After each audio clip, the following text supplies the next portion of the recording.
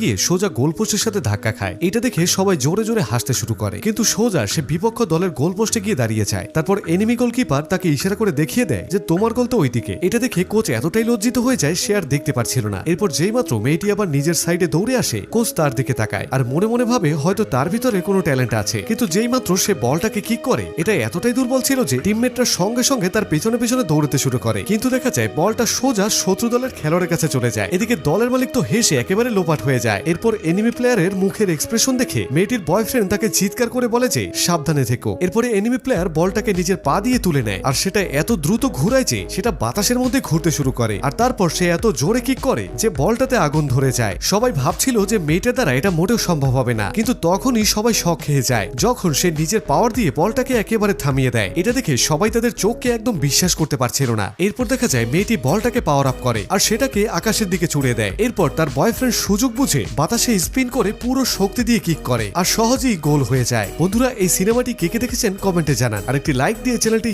Subscribe করুন।